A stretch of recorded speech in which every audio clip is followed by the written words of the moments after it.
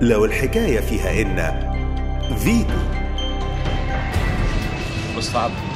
مستعب. انت بتشتغل المهنه دي من امتى؟ وانا عندي 12 سنه. طب انت عندك كام سنه دلوقتي؟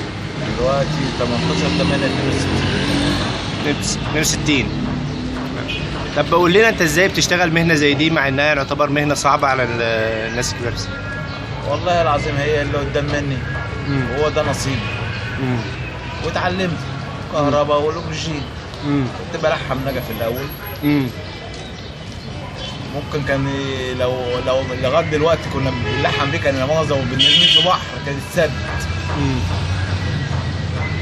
ودلوقتي باللحام بقى اللي يجي لك زهره تلحمه، ألمونيا تلحمها، قدرة ألمونيا تلحمها. بس.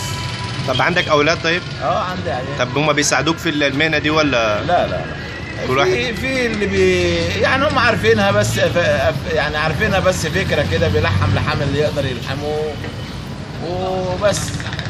طب هل في صعوبه في اي شخص ان هو يتعلم المهنه دي يعني في الحمل؟ لا، صعوبه ولا حاجه، هي عشان النظر بتاخد يعني بتشد النظر شويه. كان لها تاثير على النظر. يعني بتاثر على النظر بسيط، يعني مش قوي يعني الدرجه اللي هي. طب ايه الحاجات اللي انت شغال فيها بالظبط في اللحام؟ كل حاجه. اي حاجه بتجيلك بتلحمها. طالما فيرود لازم تلحم اي حاجه تجيلك، يعني سواء كان صلب سواء كان صلب، لحام ظهر مكسور بتاع مكنه، لحام ستيلس. بتلحمه اللي يوافق معاه. كان خفيف هتلحمه نحاس، كان تقيل بتلحمه ستيلس تقيل بس.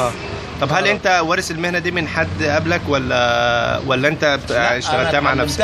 انا اللي اتعلمتها من نفسي. كان واحد يخاف يديني اللنده، كنت انا متعلمها لوحدي. كنت اجي هنا الساعه 7 الصبح. الساعه 7 الصبح اجي هنا في الورشه افتحها عشان اتعلم. ان في واحد ما بيرضيش يديني اللنده، بيديها لصاحب المحل. ابن صاحب المحل وما يديهاليش انا. انا اجي بدري واتعلمتها. اجي لي لحام كده الحمه شويه حلو شويه وحش لغايه ما اتعلمتها لوحدي.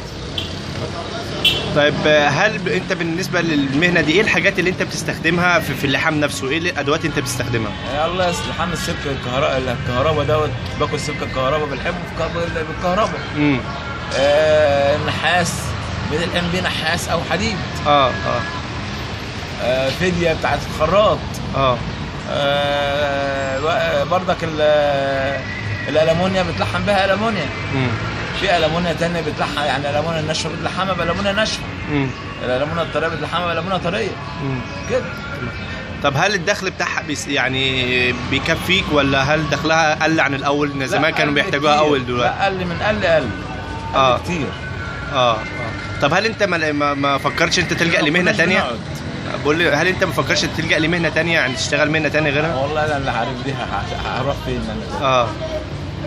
يعني ما جاتش قدامك حاجه انسب عشان تشتغل فيها؟ لا، مفيش. هاجي لي انسب ايه؟